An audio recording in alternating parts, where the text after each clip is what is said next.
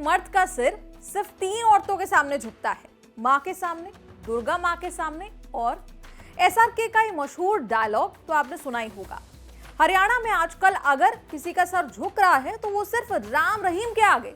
2 शिष्याओं के रेप के आरोप में 20 साल की सजा काट रहे हैं, हत्या के मामले में उम्र कैद की सजा काट रहे हैं, लेकिन जनाब अब 40 दिन की पैरोल पर बाहर हैं, खुले घूम रहे हैं और सब घूम ही नहीं रहे, मानो हरियाणा सरकार के ब्रांड एम्बेसडर हो, जिनके पैरोल पर बाहर आने का इंतजार बेसब्री से सरकार करती है और बाहर आते ही उन्हें बाकायदा इनविटेशन देती है कि हमारे प्रोग्राम में आप शामिल होइए।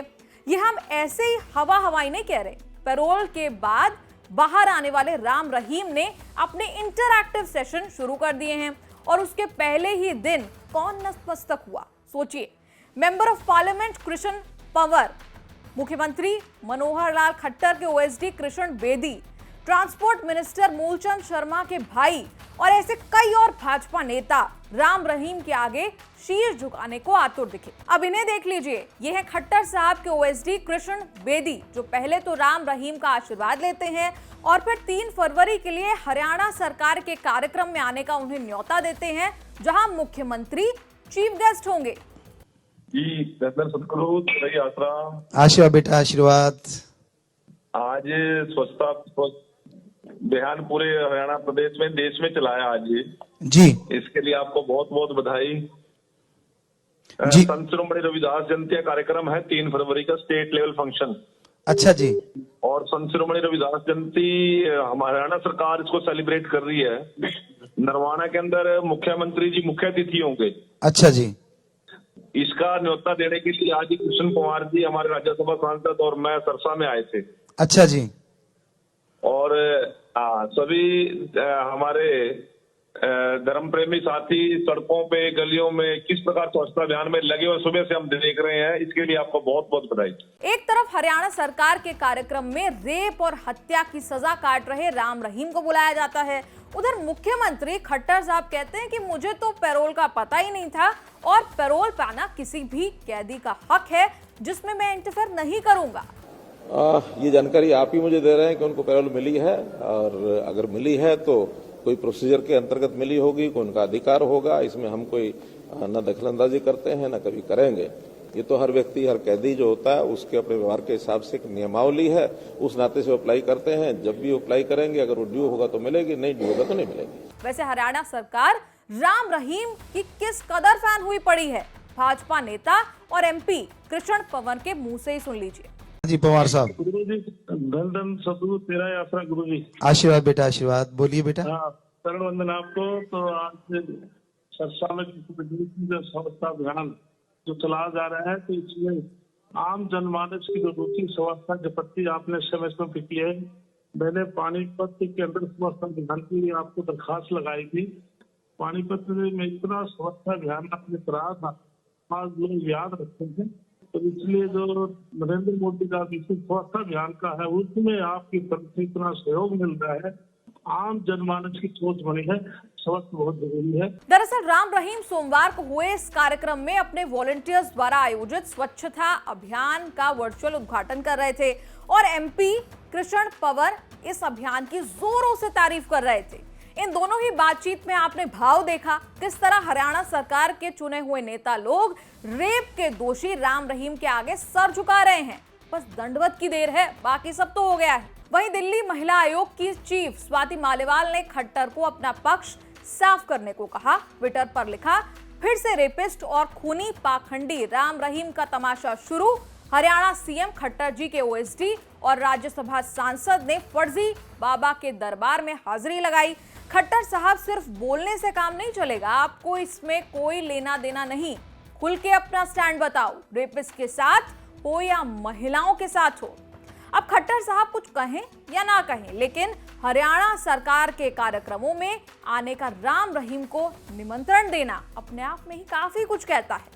वहीं डेरा सच्चा सौदा के प्रमुख राम रहीम यूं तो हत्या रेप के दोषी हैं।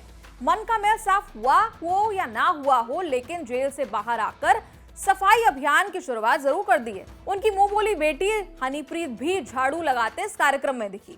वहीं राम रहीम तलवार से केक काटते हुए भी नजर आया। बता दें कि शस्त्र अधिनियम के तहत हथियारों का सार्वजनिक प्रदर्शन प्रतिबंधित है, लेकिन जिसे इतनी बार पैरोल मिल चुकी हो उसके लिए नियम वियम क्या ही हैं।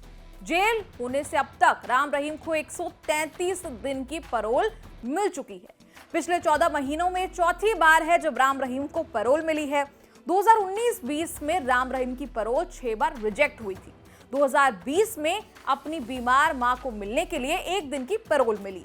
साल 2022 में तो राम रहीम करीब 91 दिन पैरोल पर बाहर रहा। फरवरी में 21 दिन पंजाब इलेक्शन के दौरान, जून में 30 दिन हरियाणा म्यूनिसिपैलिटी इलेक्शन के दौरान और अक्टूबर में 40 दिन जब आदमपुर, हरियाणा और हिमाचल में बाइपोल थे।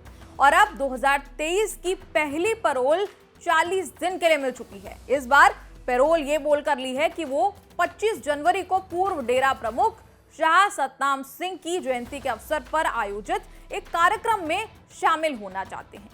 Haryana good conduct prisoners act के तहत कैदियों को रेगुलर पैरोल मिल सकती है। हर साल 90 दिन की पैरोल अलाउड होती है और जेल में कैदी का आचरण व्यवहार कैसा है ये देखते हुए पैरोल दी जाती है।